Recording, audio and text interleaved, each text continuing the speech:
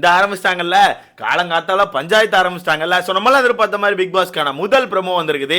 இந்த ப்ரோமோல பார்த்தீங்கன்னா டீலக்ஸ் ரூம்காரங்க எல்லாருமே சேர்ந்து பார்வை பயங்கரமா வேலை வாங்கி செஞ்சு பார்வே தன்னோட வேலையை ரிசைன் பண்ணிட்டு போற லெவலுக்கு வச்சு சம்பவத்தை செஞ்சிருக்காங்க.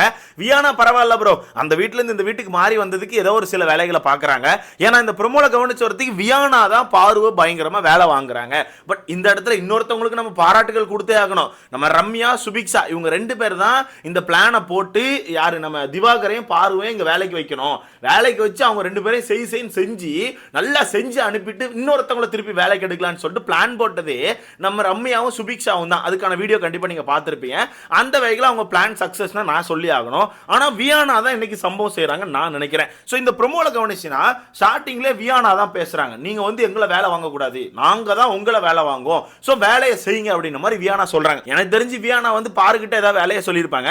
அப்ப பாரு என்ன பண்ணிருப்பாங்க, எப்பவும் போல அதெல்லாம் நான் பண்ண முடியாது, அதை வேணா எடுத்து கூட நான் தொடச்சு தரேன் அப்படின்னு மாதிரி ஏதாச்சும் சொல்லியிருப்பாங்க. அதுக்கு வியானா வந்து இப்படி சொல்றாங்க, வேலையெல்லாம் நீங்க தான் செய்யணும், நாங்க செய்யக்கூடாது, நாங்க வேலை வாங்க மட்டும்தான் செய்வோம் அப்படின்ற மாதிரி வியானா சொல்றாங்க. அதுக்கு பாரு என்ன சொல்றாங்கன்னா, நீங்க சொல்ற மாதிரிலாம் என்னால வேலையை செய்ய முடியாது, நீங்க சொல்ற மாதிரிலாம் என்னால உட்கார்ந்து வேலையை செய்ய முடியாது அப்படின்னு சொல்றாங்க. எனக்கு புரியவே இல்லை. ஆக்சுவலாக ஒருத்தவங்களோட பவர் இருந்துச்சுன்னா அவங்க என்னென்ன சொல்கிறாங்களோ அதை செஞ்சு தான் ஆகணும். இதுக்கு முன்னாடி எத்தனையோ சீசன் பார்த்துருக்கோம். அவ்வளோ சீசனில் இந்த மாதிரி பவர் கிடச்சவங்க எல்லாருமே வச்சு சம்பவத்தை செய்ய தான் செஞ்சுருக்காங்க. அந்த வகையில் பார்வர்கள் வந்து அப்படிலாம் செய்ய முடியாது, நீங்கள் சொல்கிற மாதிரியெல்லாம் என்னால் அப்படி செஞ்சுட்டு இருக்க முடியாது அப்படின்னு சொல்கிறாங்க. அதுக்கப்புறம் பார் என்ன சொல்கிறாங்கன்னா, நான் வந்து இப்படி தான் வேலை செய்வேன், நான் விளக்குமாற வச்சு இப்படி தான் வேலை செய்வேன், கீழே அடிப்பேன், கையில் அடிப்பேன், இல்லை செவுத்தில் கூட அடித்து நான் வந்து வேலை செய்வேன், அதெல்லாம் நீங்கள் கேட்கக்கூடாது அப்படின்ற மாதிரி சொல்கிறாங்க. உங்களுக்கு புரியுதா? அந்த ஈக்கு விளக்குமாறு இருக்குல்ல, ஈக்கு வழக்கு மாதிரி அப்படி தட்டி தட்டி தான் பெருக்குவாங்க. ஏன்னா அப்படி பெருக்கிட்டு இருக்கும்போது ஈக்கு லைட்டா லூஸ் ஆகும், அதனால அப்படி தட்டி தட்டி பெருக்குவாங்க. அதை என்ன பண்ணிருக்காங்க, நான் பாரு தரையிலையும் அந்த டீலக்ஸ் ரூமோட செவுத்துலையும் அடிச்சு அடிச்சு உட்காந்து பெருக்கிருக்காங்க. எனக்கு தெரிஞ்சு பாரு வந்து வீட்டில் உள்ளவங்கள கிறுக்காக ட்ரை பண்ணியிருப்பாங்க. பட் அது ஆப்போசிட்டா திரும்பி டீலக்ஸ் ரூம்காரங்க எல்லாரும் சேர்ந்து பார்வை போட்டு அடின்னு அடிக்க ஆரம்பிச்சிட்டாங்க. இதுல நான் இப்படிதான் வேலை செய்வேன், இதை நீங்க என்கிட்ட கேட்க கூடாது அப்படின்னு மாதிரி சொன்னோன்னே சுபிக்ஷா அங்க உள்ள வராங்க. சுபிக்ஷா உள்ள வந்து என்ன சொல்றாங்கன்னா, அப்படிலாம் இல்ல, எங்க வீட்டுல நீங்க அப்படி பண்ணக்கூடாது, எங்க வீட்டு செவுத்து நீங்க அடிக்க கூடாது, வேலையை மட்டும் கரெக்டா செய்யுங்க, சும்மா தேவையில்லாம செவுத்துல அடிச்சிட்டு இருக்காங்க அப்படின்ற மாதிரி சுபிக்ஷா வந்து அதுக்குள்ள ஒரு வார்த்தையை விட்டு போறாங்க.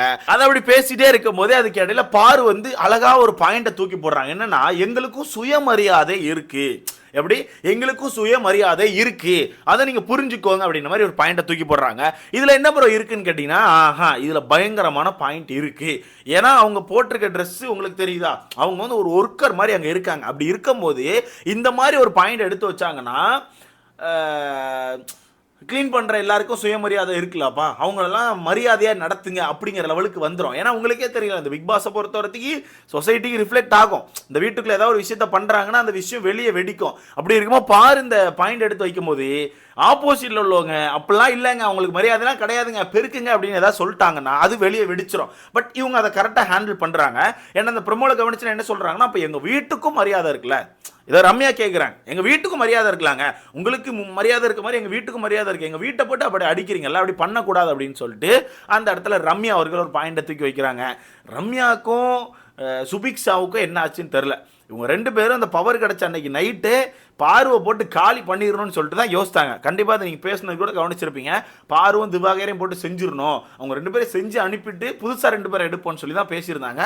அந்த படி பார்க்க போனால் பிளான் சக்ஸஸ் தான். எனக்கு தெரிஞ்சு பாரு ரிசைன் பண்ணிட்டு போயிட்டாங்க. அப்போ இன்னைக்கு வந்து புதுசாக ஒரு ஆளை தூக்கி போட்டு அவங்கள போட்டு வேலை வாங்குவாங்க. அப்போ அந்த இடத்துல பாரு என்ன சொல்கிறாங்கன்னா, இல்லைங்க வியானா வேலை வாங்குற விதம் எனக்கு பிடிக்கல, அதனால நான் ரிசைன் பண்ணிட்டு போகிறேன் அப்படின்ற மாதிரி பேசுகிறாங்க. அதுக்கு இடையில ரம்யா வந்து, அப்போ நீ வேலை செஞ்ச விதம் தான் எங்களுக்கு பிடிக்கல, அப்போ நாங்கள் என்ன பண்ணோம் அப்படின்ற மாதிரி ஒரு கொஸ்டின் வைக்கிறாங்க. மொத்தத்தில் பாரு என்ன பேசினாலும் ஆப்போசிட்டா நாங்க பேசுவோம்னு சொல்லிட்டு ஒரு கும்பல் வீட்டுக்குள்ள சுத்திட்டு இருக்குது. பட் பாரோட கெத்து என்ன தெரியுமா, பாரு இங்க இப்படிதான் பேசிட்டு மொக்க வாங்கிட்டு போயிருவாங்க. போயிட்டு அகோரி கலையரசனையும் திவாகரையும் கூட்டிட்டு எங்கேயாவது ஒரு இடத்துல தனியா போய் நின்றுட்டு எப்படி அடிச்சு பறக்கூட்டமே இல்லையா, அந்த மாதிரி தான் நம்ம அப்படின்ற மாதிரி அவங்களுக்கு அவங்களே ஒரு பெருமையை பேசிப்பாங்க.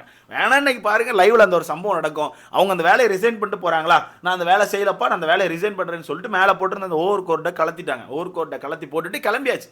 அந்த இடத்துல எல்லாரும் சேர்ந்து அடி பிரித்துட்டாங்க, போனா போங்க அப்படின்னு சொல்லியாச்சு. ஆனா பாரு என்ன பண்ணுவாங்கன்னா, அப்படியே போயிட்டு அப்படியே நம்ம திவாகரெல்லாம் கூட்டி எங்கேயா தனியாக போய் நின்று பேசும்போது நமக்கு ஒரு மரியாதை இருக்கா இல்லையா, அடிச்சு பறக்கோட்டமா இல்லையா, நம்மளாம் மாசு தான், நம்மளாம் முடியுமா அப்படின்ற மாதிரி ஒரு பேச்சை போடுவாங்க.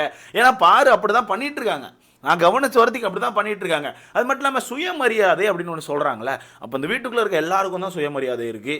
எல்லாரை பற்றி நீங்கள் பின்னாடி தப்பாக பேசலாமா? ஒருத்தர் சாப்பாடு பிணையிறத தப்பாக பேசுகிறீங்க, ஒருத்தர் சாப்பாடு செய்கிறத தப்பாக பேசுகிறீங்க, ஸோ ஒருத்தர் தண்ணி ஷேர் பண்ணுறத தப்பாக பேசுகிறீங்க. எல்லா விதத்துலையுமே தான் ஒருத்தரை பற்றி பின்னாடி போய் தப்பாக பேசுகிறீங்க. நீங்கள் அப்போ சுயமரியாதையை பற்றி பேசலாமா? பேசவே கூடாது. அது மட்டும் இல்லாமல் நேற்று ஒரு சம்பவம் நடந்துச்சா, உங்கள் பக்கத்தில் இந்த கலையரசன் வந்து வெளியே இருக்க ரிவ்யூவர்ஸ், நாய்கள், மக்கள் இவங்களாம் சேர்ந்து நம்மளை தப்பாக பேசுவாங்க அப்படின்லாம் ஒரு டாப்பிக்கை சொன்னார். அப்போ வெளியே உள்ளவங்களுக்கு சுயமரியாதை இல்லையா? சுயமரியாதையை பற்றி பேசுகிறவங்க கண்டிப்பாக அந்த டாப்பிக்கை தட்டி கேட்டிருக்கணுமா இல்லையா?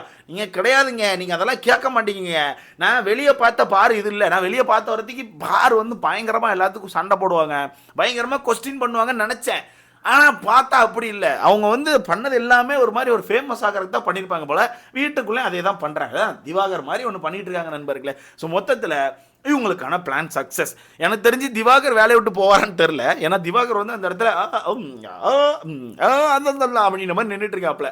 ஸோ அங்கே சண்டை போடுறது பாரு மட்டும்தான் வேலையை ரிசைன் பண்ணிட்டு போகிறேன்னு சொல்லிட்டு போகிறாங்க. மேபி சொல்ல முடியாது, பார்வே போயிட்டாங்கப்பா, நல்லா வேலை செய்ய முடியாதுப்பா அப்படின்னு சொல்லிட்டு ரிசைன் பண்ணிட்டு போகிறதுக்கான வாய்ப்பு கூட இருக்குது. ஆனால் நம்ம ஆட்கள் கொஞ்சம் உஷாராக இருந்தா, யார் டீலக்ஸ் ரூம்காரங்க கொஞ்சம் உஷாராக இருந்தா, அப்படி நம்ம திவாகர் ரிசைன் பண்ணும்போது யாரை கேட்டு நீ ரிசைன் பண்ணுற, உன்னை நாங்கள் வேலையை விட்டு தூக்கணுமா? நாங்கள்லாம் தூக்கலை, உன் இஷ்டத்துக்கு ரிசைன் பண்ணக்கூடாது, உட்காரு வேலை செய், உன்னை நாங்கள் எதாவது கொடுமை பண்ணோமா, உனக்கும் எங்களுக்கு எதாவது பிரச்சனை வந்துச்சா? இல்லை உட்காந்து வேலையை செய்யன்னு சொல்லிட்டு சொன்னாங்கன்னா வேற லெவலில் இருக்கும். ஏன்னா அப்படி நடந்துச்சுன்னா எனக்கு தெரிஞ்சு திவாகரெல்லாம் பேச முடியாது. பக்குன்னு சொல்லிட்டு எதாவது சண்டையை போட்டு உதறிட்டு தான் போவாப்புல, மாட்டிப்பாப்புல. பட் அப்படி எதுவும் நடக்கலன்னா எனக்கு தெரிஞ்சு அவர் உட்காந்து கூட்டிகிட்டு இருப்பாரு. ஆனால் அவர் வேலையே செய்ய மாட்டேங்காருங்க. அவர் நீங்கள் என்ன நினச்சாலும் சரி ப்ரோ, அவர் இந்த வீட்டுக்கு பெருசாக வேலையே செய்யலை. நான் கவனிச்சு வரத்துக்கு இப்போ பாரு ஆகட்டும், பாரு கூட அங்கே இங்கேயுமா லைட்டாக அப்படியே பெருக்கிட்டே சுற்றிட்டு இருக்காங்க. இவரை பொறுத்த வரத்துக்கு அப்படியே பாரு கூட அப்படியே போயிட்டு அப்படியே லைட்டாக ஒரு மேட்டை உதறிட்டு அப்படியே ஒரு பெட்ஷீட்டை உதறிட்டு அப்படியே போயிட்டு இருந்தா அவர் வேலை செஞ்ச மாதிரி தெரிஞ்சிடும்னு சொல்லிட்டு அப்படி தான் சுற்றுறாரு தவிர பெருசாக அவர் வேலை செஞ்சு நான் பார்க்கலாம் இவங்க பிடிச்சி சம்பவம் செய்வாங்கன்னு. ஆனால் ஒன்று சொல்கிறேன் ப்ரோ, பரவாயில்ல, நான் நேற்று சொன்ன விஷயத்தை வாபஸ் வாங்கிக்கிறேன். ஏன்னா நேற்று நான் என்ன சொல்லியிருந்தேன்னா, வியானாவும் துஷாரும் மாறுறது வேஸ்ட்டு. துஷார் அவர்கள் இந்த வீட்டில் இருக்கும்போது சும்மா தான் இருந்தாங்க, வியானாவும் இந்த வீட்டில் வந்து சும்மா தான் இருப்பாங்கன்னு நினைக்கிறேன்னு சொல்லியிருந்தேன். பட் பரவாயில்ல, வியானா நேற்று சொன்னதை காப்பாற்றுறாங்க. எனக்கு பவர் முக்கியம், எனக்கு பவர் வேணும்னு சொல்லிட்டு வந்த உடனே பவரை வச்சு பயங்கரமான வேலையை பார்த்துட்டாங்க. இது நல்லா இருக்குது. ஏன்னா பவரை யூஸ் பண்ணணுங்க. டெய்லி கண்டென்ட் வேணும், நமக்கு லைவ் பார்க்க எங்கேஜிங்காக இருக்கணும்னா அவங்க கையில் வச்சிருக்க பவரை யூஸ் பண்ணணும். அந்த வகையில் இவங்க கையில் அந்த பவர் இருக்குன்னா பிக் பாஸ் ஹவுஸ் கையில் இன்னொரு பவர் இருக்குது. சாப்பாடு செய்கிறது அவங்க பவர் தான். அவங்க நினச்சா அவங்க இஷ்டத்துக்கு எதாவது சமைக்கலாம். இவங்க சமைக்க சொல்கிறத கூட நாங்கள் சமைக்க மாட்டோம்னு சொல்லி ஸ்ட்ரைக் பண்ணலாம். எவ்வளோ டாபிக் இருக்குது. சீசன் 7 நம்ம பார்க்கலையா? சும்மா ஸ்ட்ரைக் பண்ணிட்டு சமைக்க முடியாதுன்னு இருப்பாங்களே, சேம் அதே கான்செப்டை தான் சொல்லிட்டு இருக்கேன். ஸோ வெயிட் பண்ணி பார்க்கலாம் என்ன நடக்குன்னு சொல்லிட்டு. பட் நீங்கள் சொல்லுங்கள், ரம்யா சுபிக்ஷா இவங்க 2 பேர் சேர்ந்து பார்வை டார்கெட் பண்ணுறது ஓகேவா, இல்லை அவங்களோட பவர் ப்ரோ இது அதனால் அவங்க அதை யூஸ் பண்ணுறாங்க, அப்போல்லாம் தப்பு கிடையாது ப்ரோன்னு நீங்கள் நினைக்கிறீங்களான்னு சொல்லிட்டு மறக்காமல் கமெண்ட்டில் போடுங்க. என்ன கேட்டால் டார்கெட் பண்ணுறது அப்படிங்கிறது அது ஒரு மாதிரி சண்டைக்குள்ள போகும், கான்ட்ரவர்சிக்குள்ள போகும். பட் வேலை வாங்குறதுங்கிறது கரெக்டு. டார்கெட்டை தாண்டி இவங்க வந்து வேலை செய்யட்டுப்பா, இவங்க இந்த வேலை செய்யணும் அந்த வேலை செய்யணும்னு சொல்கிறது ஓகே தான். பட் நாங்கள் டார்கெட் பண்ணுவோம்னு சொல்லிட்டு ஃபிக்ஸ் பண்ணி பண்ணாங்கன்னா அதுக்கு வரப்போகிற பின் விளைவுகள் எல்லாமே அவங்க தான் ஃபேஸ் பண்ணி ஆகணும். ஸோ வெயிட் பண்ணி பார்க்கலாம். ஸோ இதை பற்றி உங்களுக்கான கருத்துன்னு சொல்லிட்டு மறக்காம கமெண்ட்ல போடுங்க. அடுத்த பார்க்கலாம்.